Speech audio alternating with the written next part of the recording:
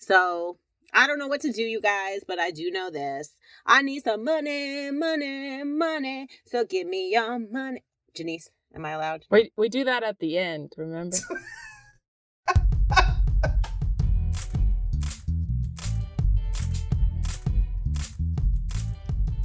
You're listening to Off Color, a podcast where we keep it real talking about race and identity. I'm your host, Rebecca Henderson, aka the Tan Tigress, and I've got the incredible producer with me, Janice of European descent. On this episode, we have an in-depth conversation about what public education means in the United States of America during a global pandemic.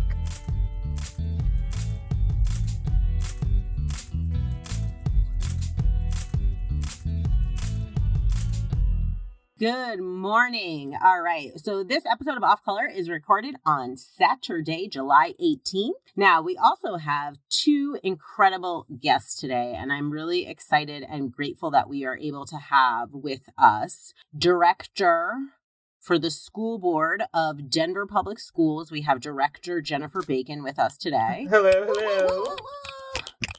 Yes. And we also have Dr. Tania. Tania, wait, are you a doctor? I am a PhD doctor. Yeah.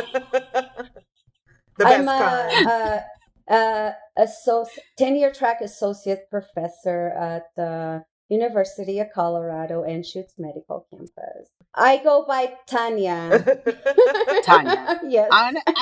Listen, I love titles. No. I love them. So I'm like, Dr. Tania, Director Bacon, Producer Janice, and me, your star. Janice of European descent. I don't even call her white Janice anymore because we had this big talk about kind of like divesting yourself from whiteness, like because whiteness is just, it's nothing, right? It's like it's not a culture. It's not a thing that really exists. It only exists to oppress people who are not white. So when we start to think about what that means, right? It's like, let's get in touch. Everyone should get in touch with their own cultures and their own like indigeneity. That's what I call it. I don't even think that's a real word, but I just think that that's important. So that's why we do it, because, you know, I used to call my previous producer White James because he was white and his name was James, and people got really offended by that. And so I kept doing it because I was like, what's so offensive about it? Okay, that's the chit chat. We're all comfortable now.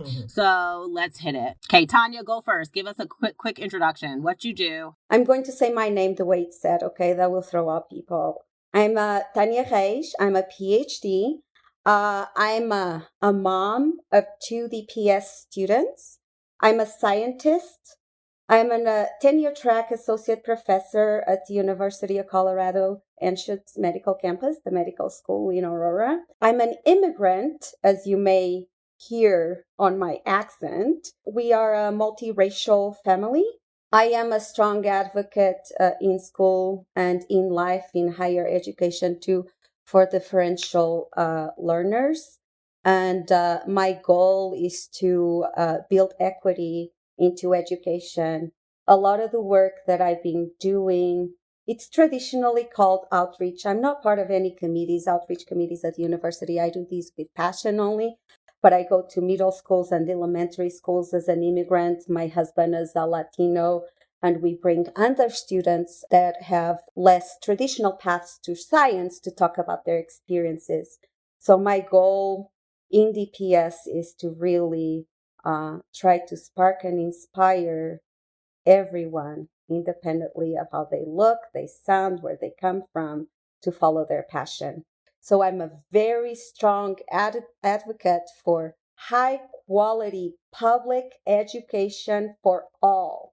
All right, Director Bacon, why don't you go ahead and introduce yourself? Tell us a little bit about you, because this is a real talk though, you guys, is that I think when we think about like our elected officials and school board people, maybe sometimes we don't think about them as like people. Mm-hmm. You know what I mean? Like I see the abuse that like you get as an elected official. I've given you abuse, okay? Like I've done it.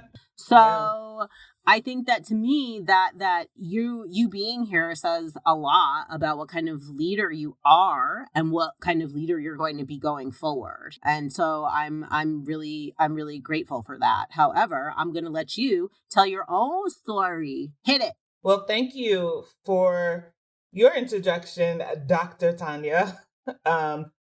It just reminded me of things that have been really important to me and also what I hope to be on behalf of and in service to my community. So, hi, everyone. My name is Jennifer Bacon. I am currently serving as the vice president of the Denver Public School Board.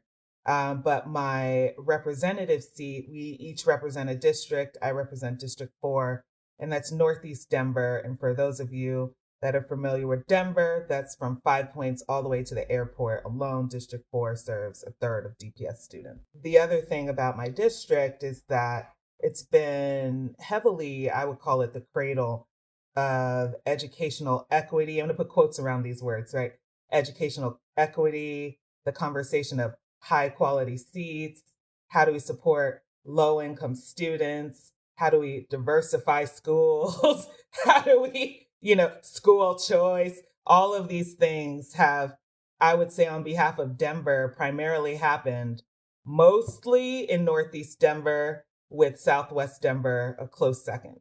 And again, for those of you who know Denver, Northeast Denver and Southwest Denver are where you're going to find the Black and brown people in Denver. So that being said, I am the Democratic nominee for a House district seat to represent Northeast Denver. And so I get to, I'm going to knock on this wood, but go to the State House in January. But ultimately, I am a Black woman born and raised in South Florida by parents who probably originate from the West Coast of Africa via Mississippi, then Chicago with the Great Migration. And so I lead with South Florida because I'm from a very multicultural place. Black people speak Spanish where I'm from, which is something that's was new to Coloradans. And so, anyway, and so that being said, coming to Colorado, I've been here maybe a little over 10 years, and I have really learned what it means to be in a liberal space and amongst white people in liberal. South Florida is a whole different thing. The rest of Florida, don't get me started, it's still the South. God bless America. Anyway. Yeah. Right? So between the Midwestern kind of white, authentically white American space, it's really interesting, but liberal. So for example, one of the first things I heard when I moved here, because I was an organizer with the Chicano organization, which was we haven't seen any Black people here, right? This Black-brown beef, it's a West Coast thing, so I had to learn all of that. And the reason why I lead with that is because part of my service and what I really wanted to support in Denver in tapping into my privilege is that, I'm a former educator, I'm a lawyer, background in business. All I've ever wanted to do because of who my parents are and how they raised me was be a tool and an instrument to support my community. And everyone has great intentions, but no one has the experience. And it just created these divides. And so the service in which I hope to be here is to bring my neighbors to the table who can see it. But Denver is, we've heard of glass ceilings for women. Denver is a city of glass walls, right? You can see it, you just run into things. I'm an elected official. Sorry. We'll beep it. And so I hope to really be in service to my community that way and have some real honest conversations. But because I did go to school for 20 years, I know how to be the goodness talkingest Black person in the room. And so there's a whole bunch of elements to that with my own identity and switching and all those types of things, but just to pursue freedom in a place where it seems like it's attainable.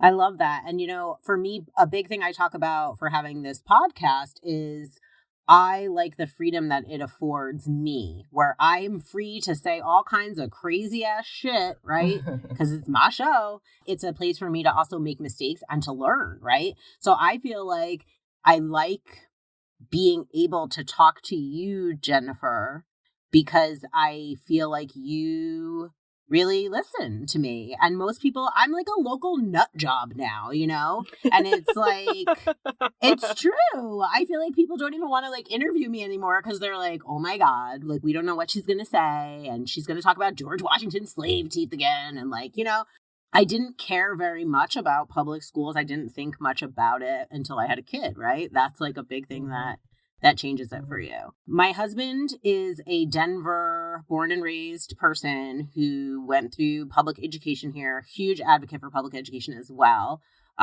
He graduated top of his class. He was, you know, he's a success story of a Denver public school person. He's a rocket scientist. Literally. They are launching the rocket to Mars on July 30th, cool. Weather permitting. And so I think that that's pretty exciting. But my point in mentioning that is that one of the reasons we moved to Denver from Oakland, California, was so that we could send our child to public school, because I also went to really good public schools in the suburbs of New York. My son is now 5 years old and he is starting kindergarten next month, right? On a computer. So this, I mean, right? Okay, so that's the thing is like, I never stopped talking about my fantasies that I had about him going to school, because he got into the school around the corner from me, right? With Denver's bizarre school choice thing that you do, which I don't even want to talk about.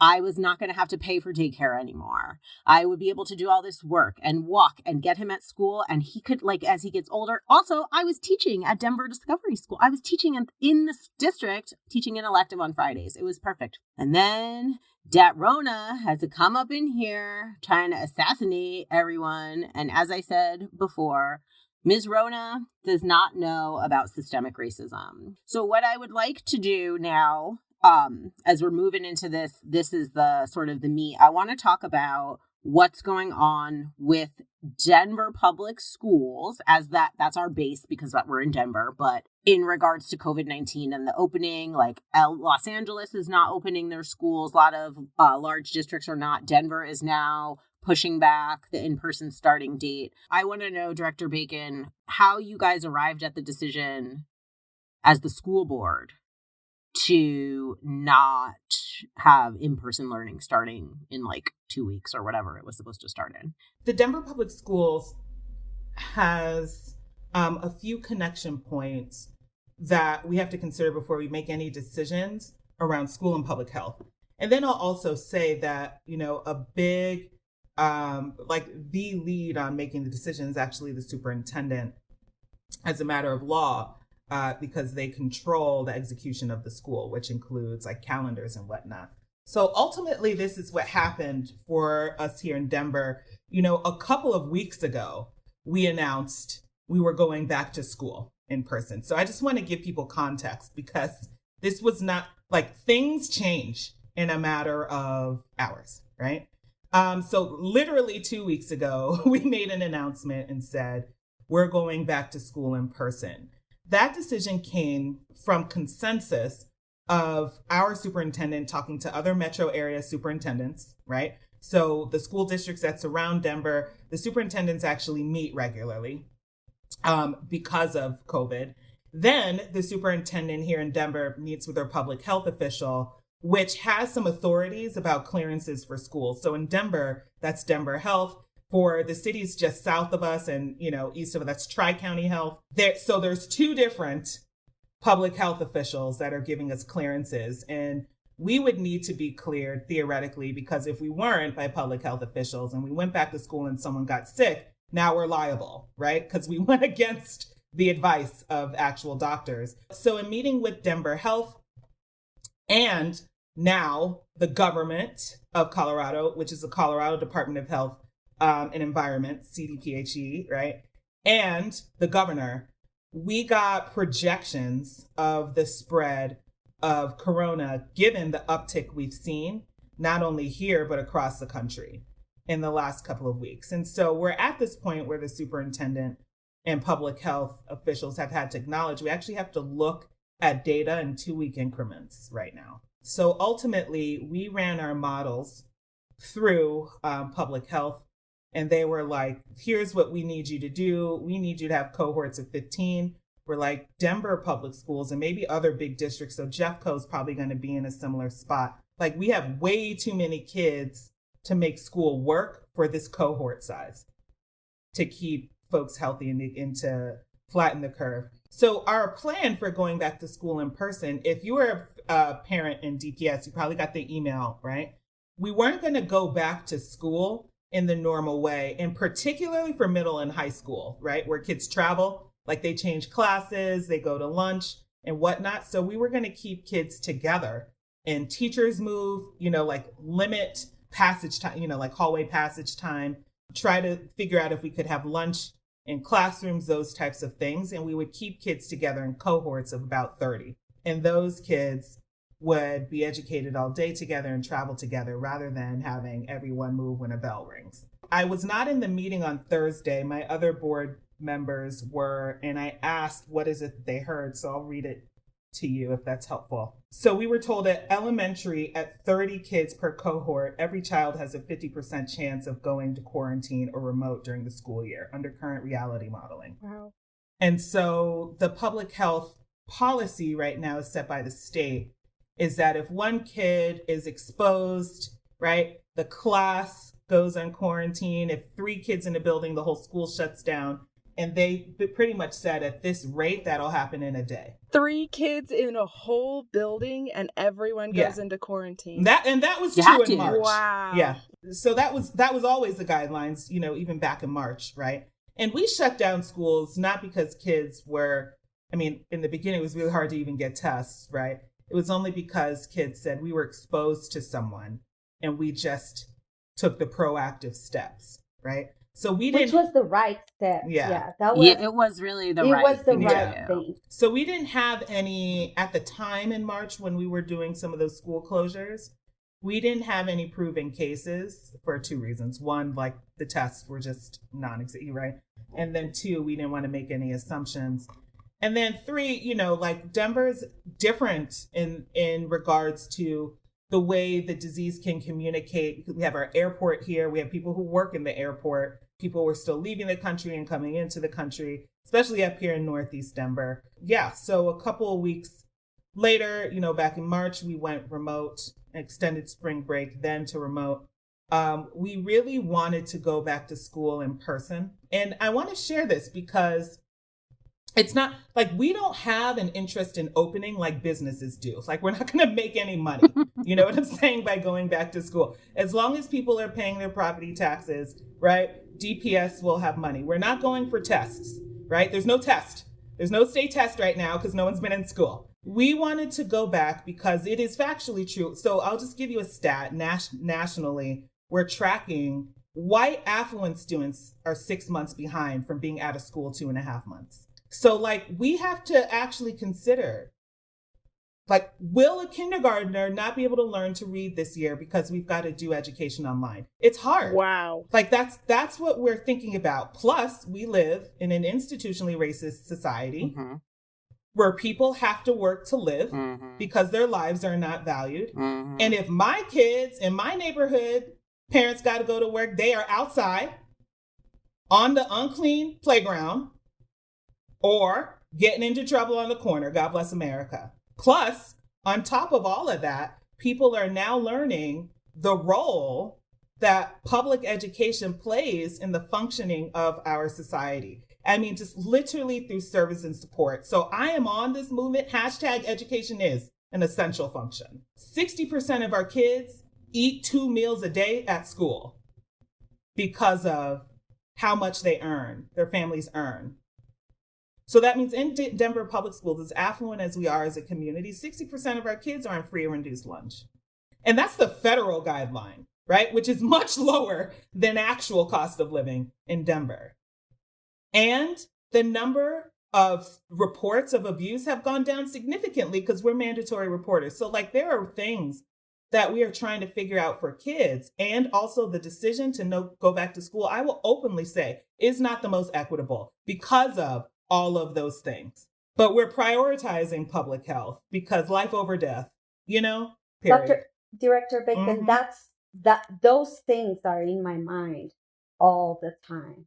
Mm-hmm. Like Rebecca was saying, the rona is just amplifying inequity all over society, school, higher education, everything. And we know also that a lot of people that come from less traditional backgrounds to higher education, for instance, right, during this pandemic are also more susceptible to mental health and things like that, right? So how will we recover from these?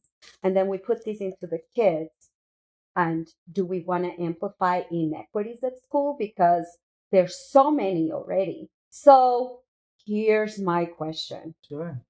Can we do these? And it's not schools open, because the schools are going to be open. Mm-hmm. It's just a matter if the kids are in school or not. Mm-hmm. You know, I see my teachers working so much harder.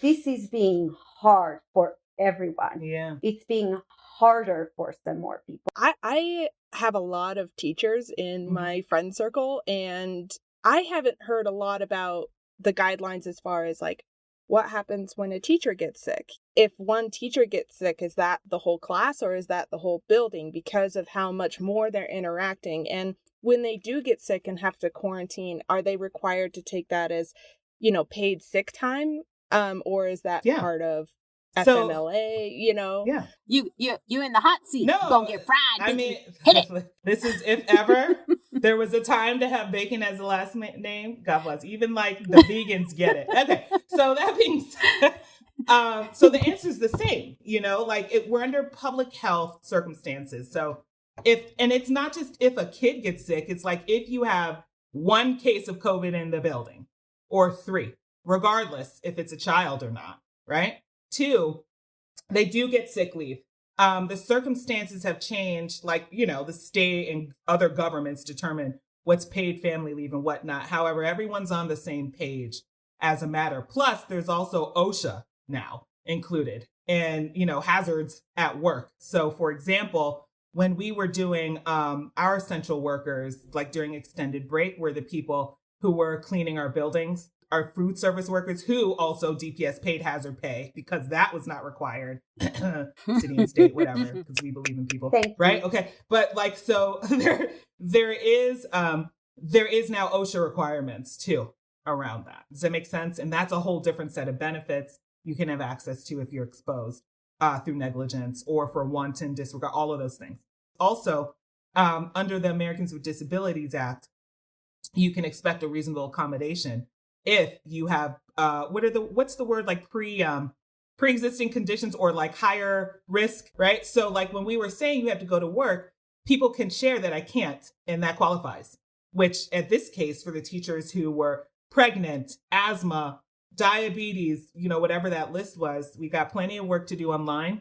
That's how we ask you to do your service, if that makes sense. Most of the questions that our teachers had too were about like 2nd and 3rd degree relationships. Like, so I live with my parents who are over the age of 60. Then there are other questions just about how is the space going to be maintained, right? Like who's coming in to clean? What will the classrooms look like? So we were at this place of developing that. We, like, everyone had to wear masks. Remember, we were going to buy reusable and washable masks for every DPS student, put our classrooms no longer in groups where kids are facing each other, right? Back into rows, build plexiglass around the teachers. Teachers wear face guard, you know, hand sanitizer to 70% alcohol at every door, you know, like wash your hand break, clean the bathroom break, you know, that kind of stuff. And we were getting guidelines from national and state departments of health on how to do that. I was talking to people from my other job in Uganda that has like 800 cases. They're like, why is it out of control in the States? And I was like, because our president doesn't care about all people, right? So other people have figured this out. Yeah, it's not a political issue here, people. Yeah, it's a healthcare issue. So my home country, Portugal, was one of the European countries that got the fewest cases and it didn't go into crisis. Why that happened? One, looked at data of what happened in other countries. From that data, you can conclude what works and not works, like especially now, right? Then scientists, not just doctors, they can read, look at data, and understand actually are part of these decisions. Because let me tell you, the science is going super fast. If you think it's going slow, it's going super fast. I tell you that in the scientific community, no one thinks it's okay to open in-person schools. So I was not considering sending my kids on.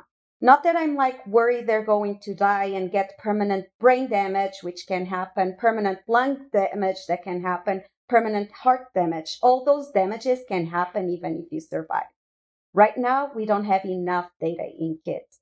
It seems that luckily they won't be as affected, but we still don't know really. I'm really disappointed that things started to shift a little bit when it starts seeming that specific populations were being more affected.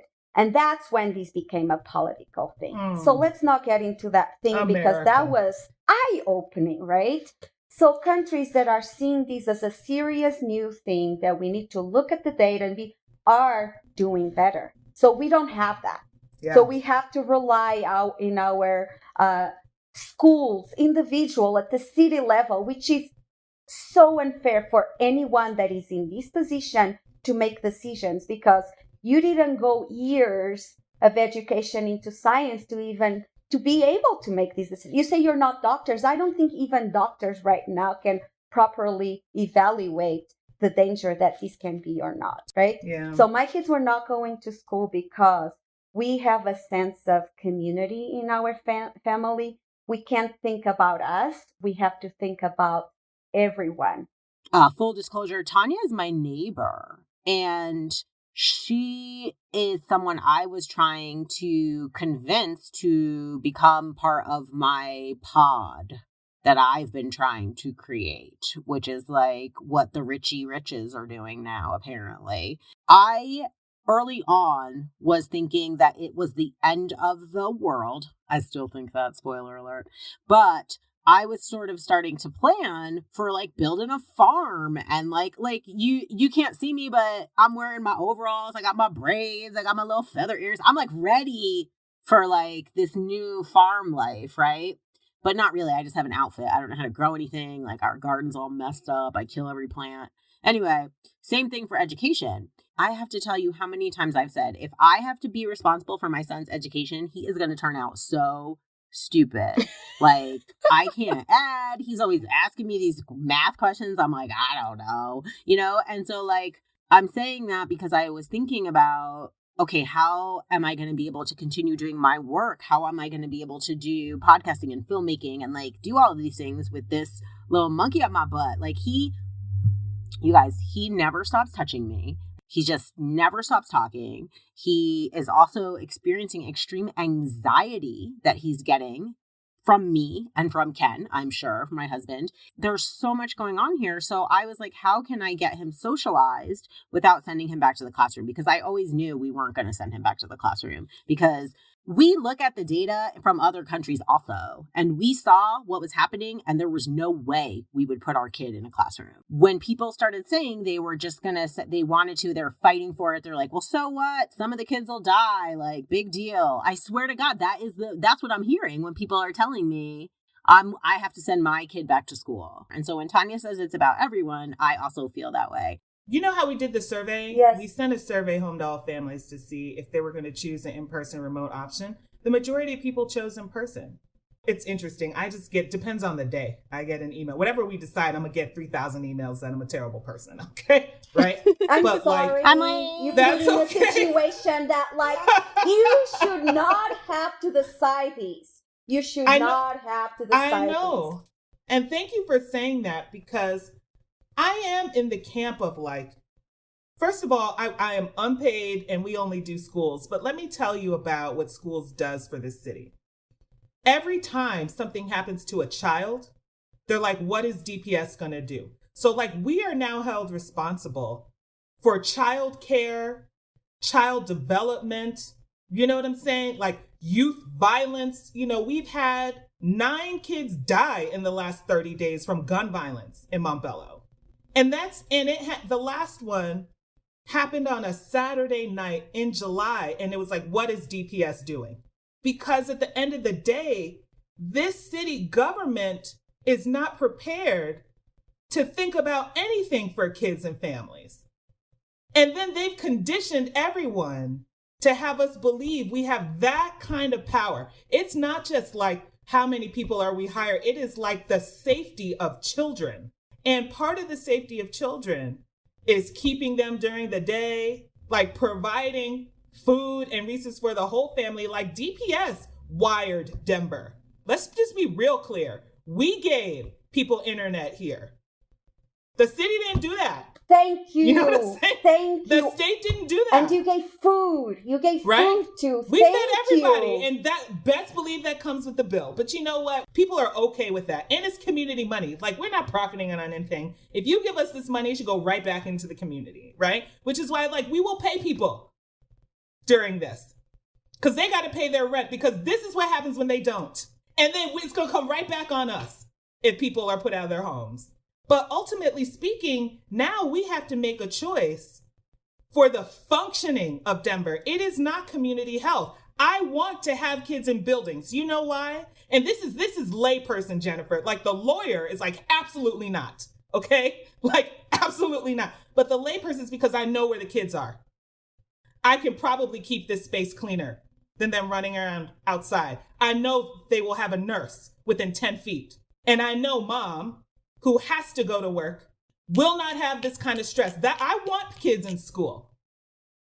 And that's not a matter of politics. That's a matter of reality of the systems that we set up. But like, if we can't even do that, like, we are not going to risk, oh, it's just kids. It sucks. Like, we need people to say, you don't have to work to live. We need people to say, you won't be evicted. We need people to say, we will give you access to health care. And Denver can't control that. Denver public schools can't control that, but there are agencies who can.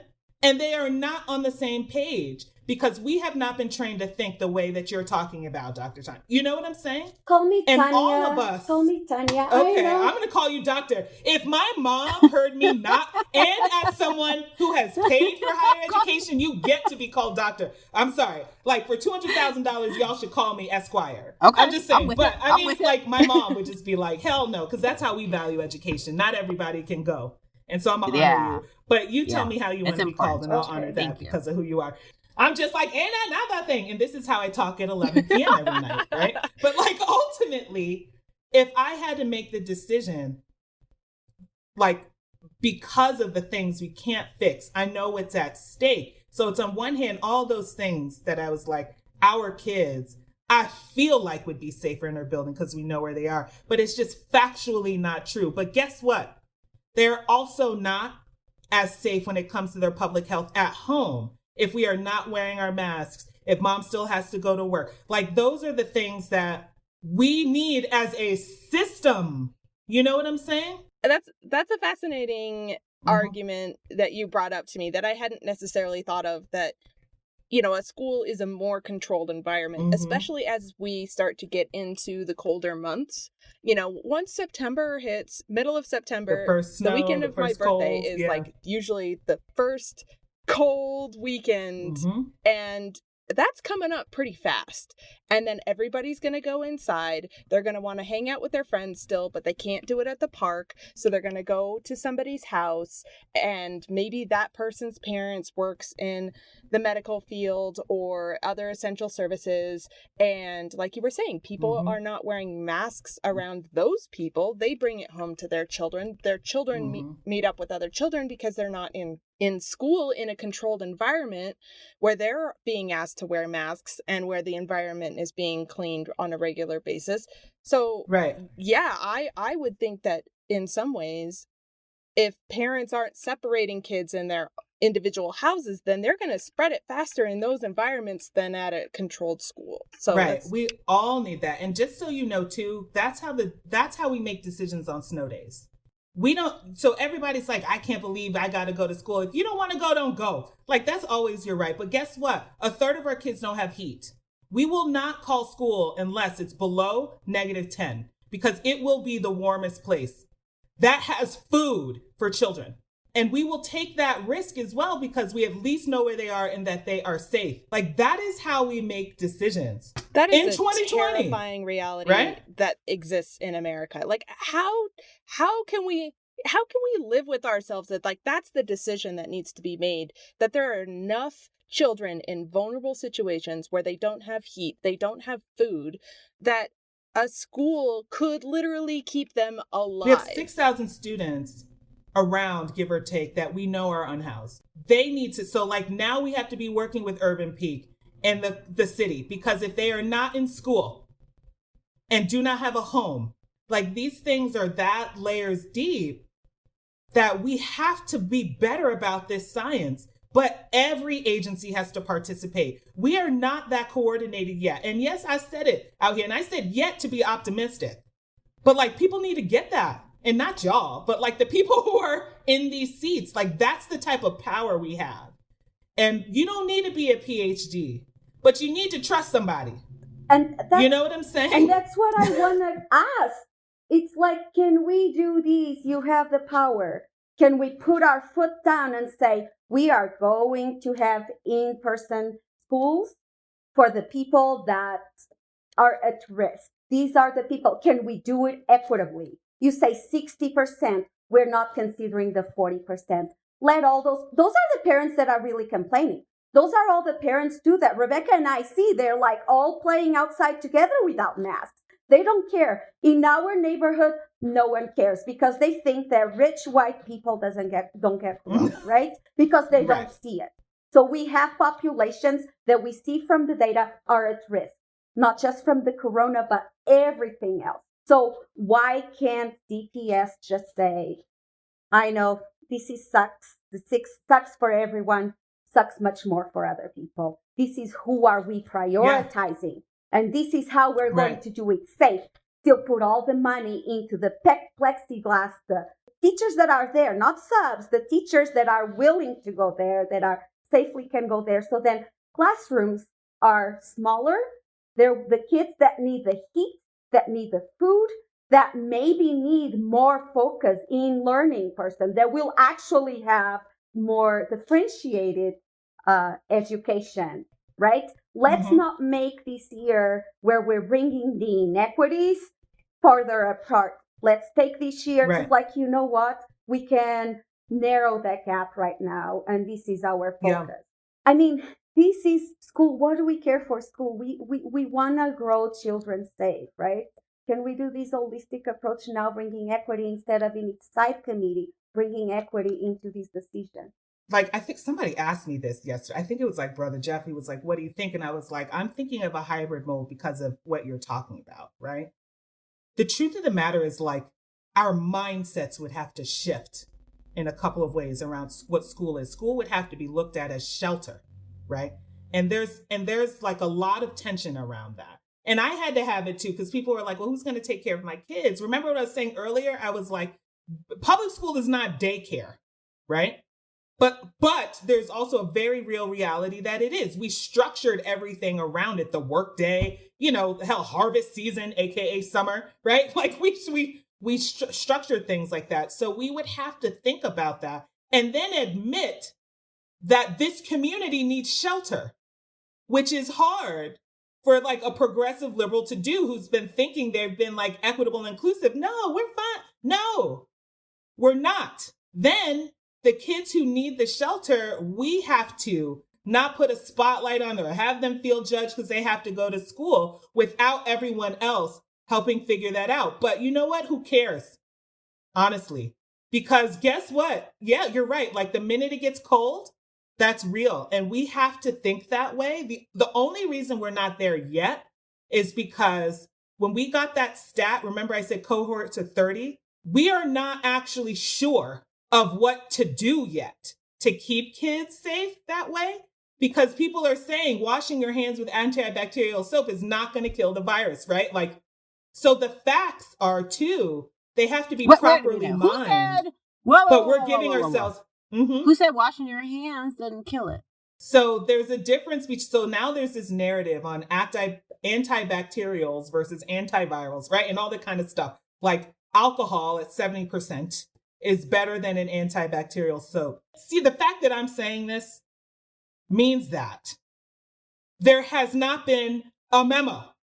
You know what I'm saying? There's no consistency in in distributing information. Yeah. Exactly. You don't kill the virus. You just like flush away. You dilute. Exactly. Like there's no killing virus with like soaps and like See? Yeah. Otherwise, it's not a living thing, really.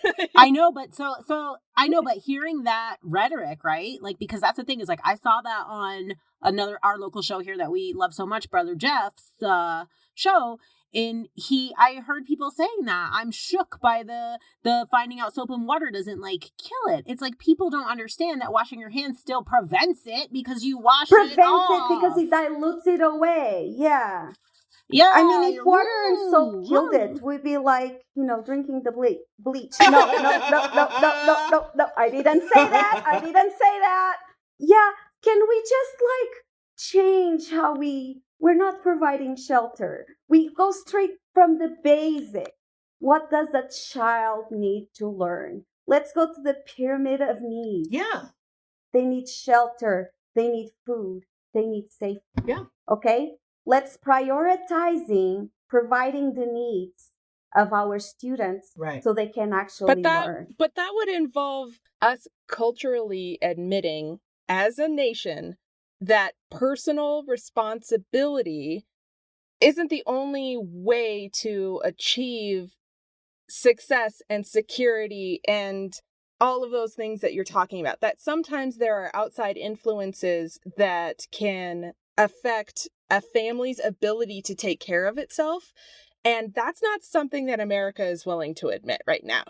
No, we think we're a meritocracy, and we're not a meritocracy. And that is one of the biggest problems that I see in our country, is getting people to really understand that the United States is not a meritocracy, even though they tell you it is. It's not a meritocracy, especially for the people that the country was designed to subjugate. Shift. So my pod thing, did I think, that's not fair for people who don't have the same kind of privileges or the same kind of schedule that I have. And I want to take those things into account. And I know it's like a pie in the sky dream on one hand. On the other hand, I just saw an article about how during the pandemic, they just did the classes outside. And then, and they had the buildings, all the windows open, and they were doing different things during the flu so that education could like carry on. So when I say that, I'm thinking about like some kind of like by neighborhood, like going through and seeing who's available in those, what parents are available, what school teachers live in that neighborhood. Now we know how expensive Denver is, so I doubt most of the school teachers actually live in Denver. It's almost like we need a system based on neighborhood where the kids in that neighborhood are educated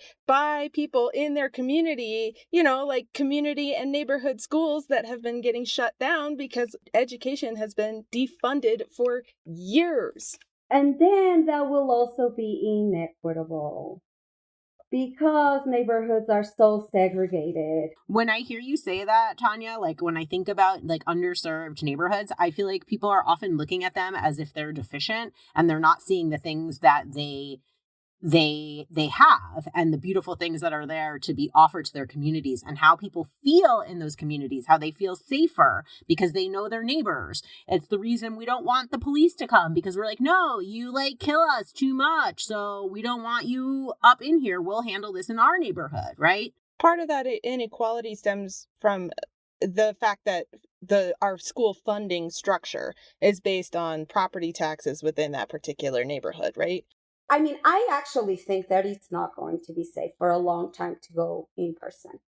And adults still have a problem, so I don't see kids especially kids that tell them, you don't need masks, you don't need because that's what we see. Our kids, like my kids, Rebecca's kid, they play with masks, they're used to it.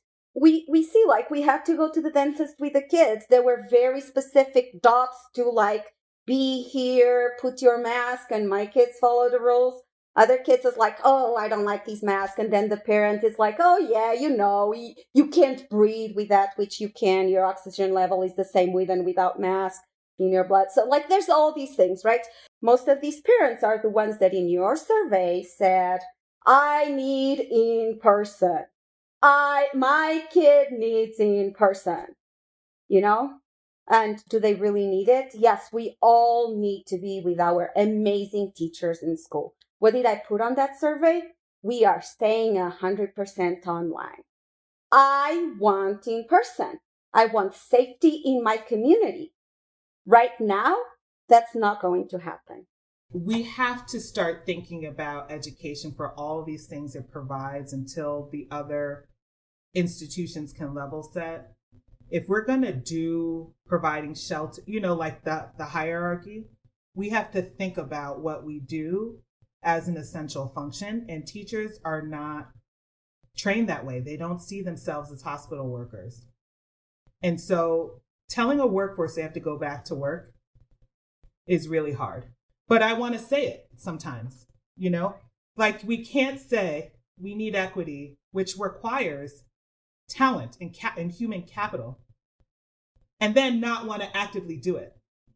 So that means we now have to shift culture, and to be fair, we have to reset. We have to be up to date. Like people need to tell us what the real science is so that we can make decisions, because it's okay to want to self-preserve. That's real. But then we're going to have to make a conscious choice. And we have not looked at our work that way. You know who didn't hesitate, and God bless them? The food service workers that said, how can I help? Immediately. They did not hesitate. My kitchen ladies at my school are my favorite people. But how are we going to do any of this? I heard Jared Polis, the governor of Colorado, first gay governor, in the country, but he's also like some kind of libertarian or something, because what he said in his press conference, was, well, everyone should be kind of back to normal working except for, a few things. And you know what? That broke my heart so much to think about how we're putting profits over people and our entire like ideology of what we believe in as a nation.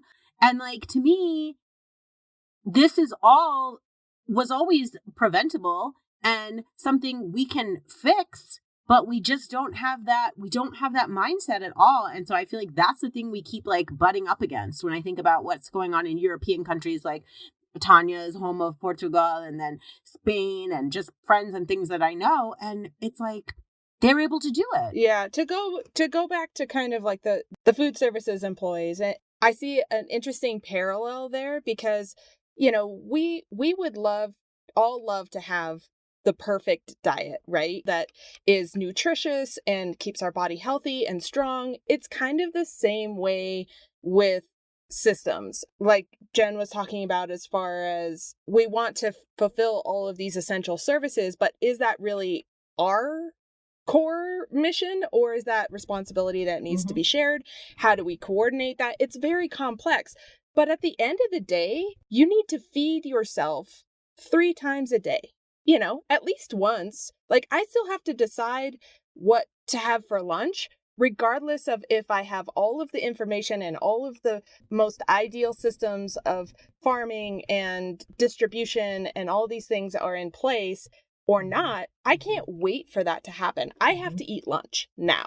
And that's why we have to start our pods. Now, But that's what I'm saying. We need a solution for today, and also keeping in mind that, there is a bigger picture, that this could have gone a lot differently. This could end a lot differently if we take the steps, realizing it now, we can have a different future. But there are decisions that need to be made in this moment with the information that we have, with the resources that we have. Yeah. And so my resources, listen, I got crazy plans. Because like Tania, I want my kid in school so badly. And anyone who knows me knows that Kingston should be in school. I should not be his teacher. Being in this house has been really, really bad for everyone. I still think there is a solution, and I am thinking about my own family, but I'm a public learner, right? I consent to learn in public. I get corrected all the time, blah, blah, blah, right?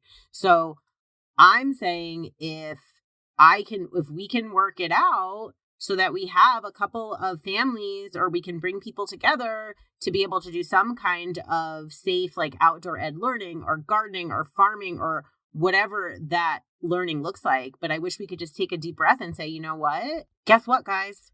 There's no going back to the way it was. That's over, and we haven't even felt the true economic impact yet. Yeah, that 60% that you were talking about earlier is going to balloon pretty fast. So I guess the question is, as we kind of start to wrap it up, is what are some solutions? And that's the thing is, like, Tania, I see the frustrations like in our mommy Facebook groups and stuff, because people are like, well, we can keep dreaming about the inequities and talking about it, but we need, and to Janice's point, like, I feel exactly the same way. We can also look at data from other countries, and we were all in kind of crisis mode, and now we have to do it for a little bit longer. But I know that in Portugal, for instance, elementary school, and that was prioritized for, families, like healthcare providers, they needed kids in school. So like other people just stayed home, but people willingly did it. Like I've talked to Rebecca about this. In my country, we're community-based. We care about each other. We do well when we're all doing well. It's not about me and my family. And I think the biggest difference in approaching what I see is really that. And then leadership acts like that too. We have to take care of everyone. What kind of government stipends were provided in Portugal, out of curiosity? The people that did decide to stay at home, were their income supplemented? They were a lot of things like mortgages went on pause. Like there was all these things, right? Yeah. Like all the stuff that we talk and we're like, oh, that's the pie in the sky. A lot of these happen. So, and this is why for me, as somebody that grew up as an adult in another country, where it was just more altruistic, which was people before money, and then moving here, where's money before people. There's also this rhetoric that gets really twisted around to justify we care, but we don't really care. We just want the money, right? That's the biggest problem. But then they also, every week, they reevaluate data. Every week we know that things will change if it's going this way or that way. The main role right now is keeping people safe and alive. And safe and alive in Portugal also means very different than what safe and alive means here, right? I mean, it's not such, it's not even close to as racially diverse and everything, right? So it's much more complex here. But I also see the people that have a community-based, kind of mindset in the United States and the people that don't have it. Who are the people that it's not about me, it's about us and our community? And who are the people that are individualists and they don't care and it's about me and my kid and my, right? As a studier of education as a technology, right? Like how it works. And as a study of education as a matter of culture. I think what you're talking about is possible, but it will require a few things. So one, the Black community is actually no stranger to taking care of itself, right? Like we had freedom schools because, a lot of the people that know how to do community are people who have been oppressed because they weren't allowed access to other things. So they figured it out. Like, in fact, our immigrant communities are geniuses at this. Because I heard you say equity and access to different things. Like, as long as we have this individualistic culture, what made education inequitable is when we started applying things to it, like test prep, having a computer where another kid didn't. And that was market-based, right? Because America thrives on supply and demand. Because at the end of the day, there was a time in this country where the science said Negroes have a different brain size or are inferior, but all kids can learn, right? What differentiates kids are access and things, right? That's where most of the inequity comes from.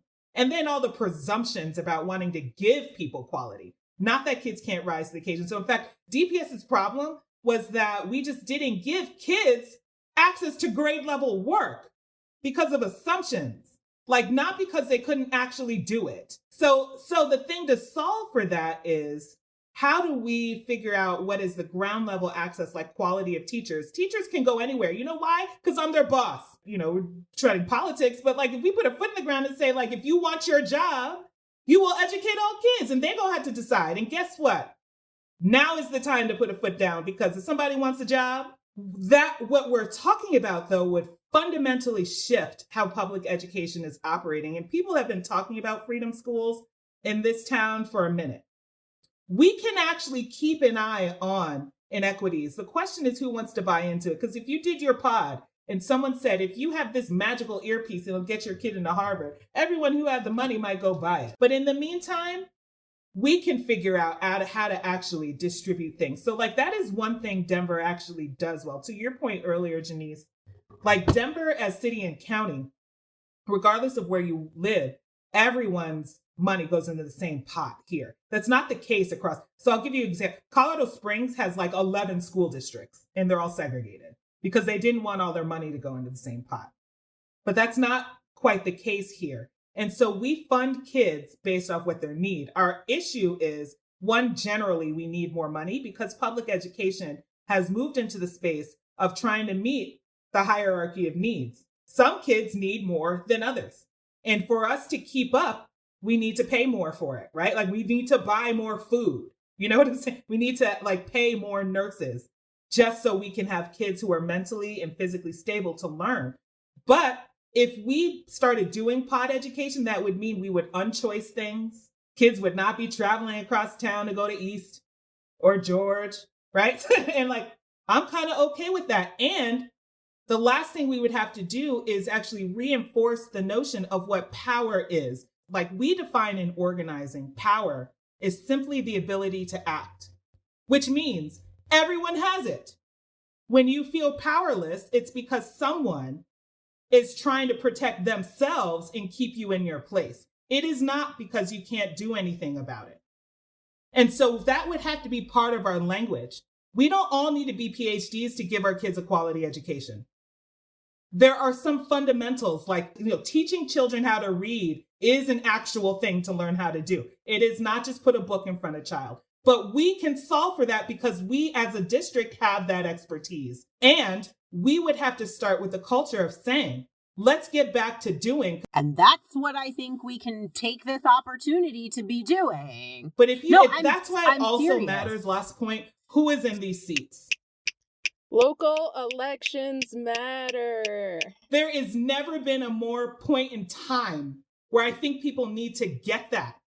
Like it matters who's in the White House. It matters who the governor is if he's secretly libertarian, because he kind of is.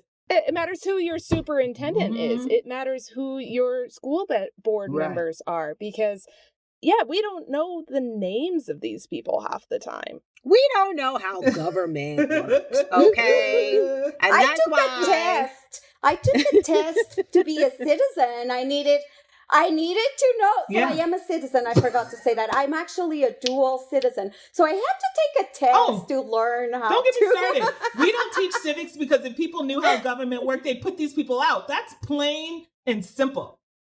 Plain and simple. And guess who taught themselves civics? Black people when we were in Jim Crow.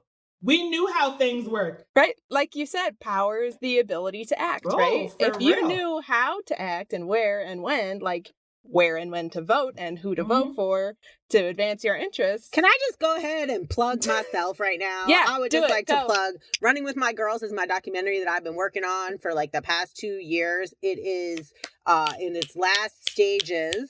I want one more little thing of the point of the monies go to the same pot.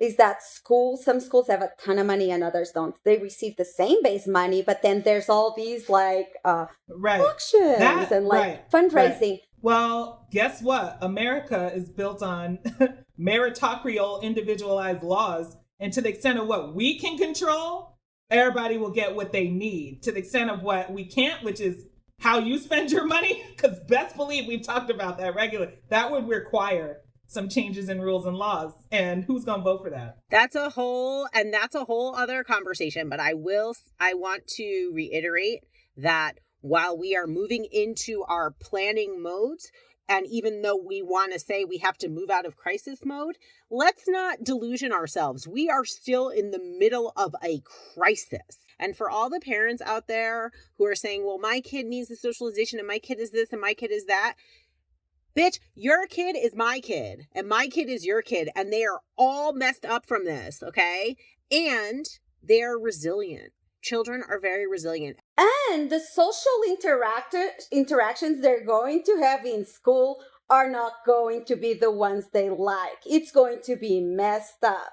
It's not going, what kids want and what kids need is not what parents think it's going to be. Because even if they get to school in school, they're not going to be able to sit at the lunch table, touching each other and chit-chatting, and that's what they want. And who will have to make them do the safe thing? Poor teachers, poor parents, poor staff. I'm the proud daughter of a teacher, retired teacher. My love for teachers is immense. Going into school, it's not really the miracle that everyone thinks at the school, because I see that everyone thinks school will fix everything, which is a great thing to think about school. But then when that doesn't happen, it's not really this. I mean, it can't happen. It's still a pandemic. Still a pandemic. I had thought about this, is that people of like weaponizing, I'm like, these teenagers' breath is like a killer, right? Because they could have corona, we don't know, asymptomatic, blah, blah, blah. And I'm thinking about what happens to the kid that is like, teacher, because it's an assault now to like cough on someone. I just think like we have to keep thinking all the way through, and there's still going to be things that we're going to miss, right? No, I mean, I just think this is the time for us to do some deep learning about how our communities work, like whether it's civics to finance and anything, and put a stake in the ground around our values. You know, I think about to what you were saying, Tania, because, and even Tay, for example, Tay Anderson's my colleague on the board. He was like, who knew that I'd be in this position and have to deal with pandemic? Like, what am I going to tell my kids? And I was like, you know what? We've all actually had moments like this. Like my generation had AIDS, you know? And that kind of put us in the same pace too, like talking about that disease and who it communicated to. I mean, in South Florida, the number 3 reason in the beginning of this of AIDS was listed as a whole country.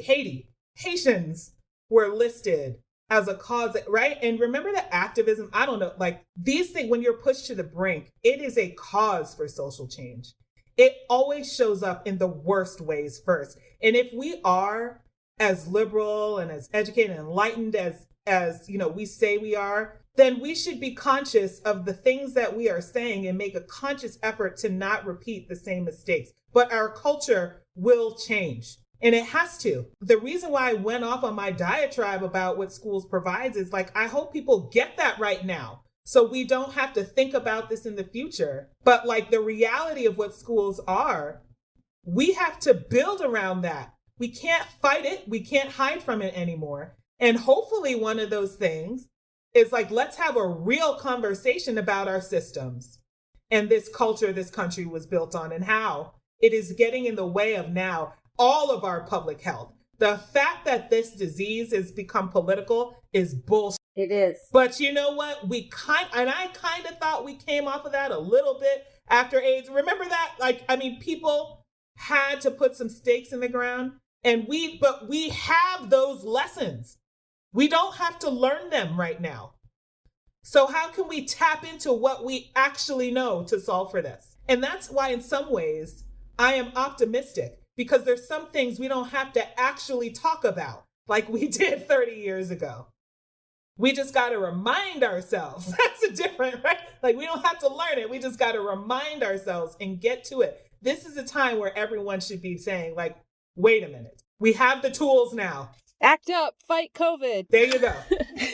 There you go. We do got to fight it. All right, you guys. I want to thank you both for coming on and talking to us and keeping it real. This is, I think, a conversation that bears a lot of thought and consideration. And I think we'll probably be back to talk about it more, because guess what? Everything changes in 2 weeks now. Even our opinions may change completely, and that's okay, people. That's a growth mindset. That's how we learn. We learn from our mistakes. We don't learn from getting stuck in being wrong and saying that we're right. Right? And right now, what I all want us to do is just think about us all, the community. It's not just about you. And wear the mask. Wear your mask. Wear your mask. All right, guys. Thank you so much. Thank you so much. All right, y'all. Oh, I forgot to ask you guys my trademark question. Oh, gosh. Janice doesn't like it. Tell me about the last time you pooped your pants. Like physically or metaphorically? Physically? I just pooped my pants with that question.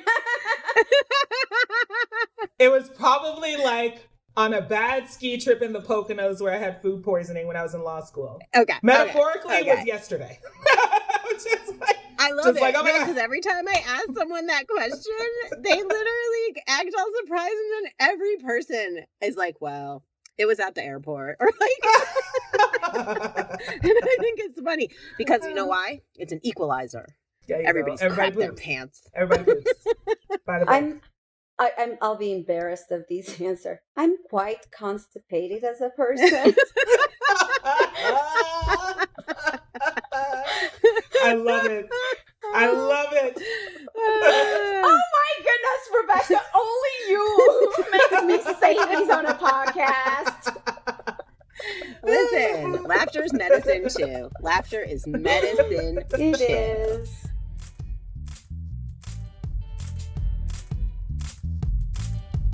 Hey, I just want to thank Dr. Tania and Jennifer Bacon for coming and speaking to us on this Saturday morning. There was a lot of things they could have been doing, and they took the time to sit down and talk with us. So thank you so much. You know what, though? Girl, Janice, are you paying attention? Listen, you know what I think we should do? We should talk to like some teachers and students. You want to? All right, no, I'll do it. And then we'll add it. And then if you are subscribed to the podcast, you'll know when the bonus content comes. So make sure you're following us on social media, Off Color Pod on Twitter, Off Color Podcast on Facebook. And yeah, keep, 5 stars only. Damn, did I say that last time? 5-star reviews only. Thank you.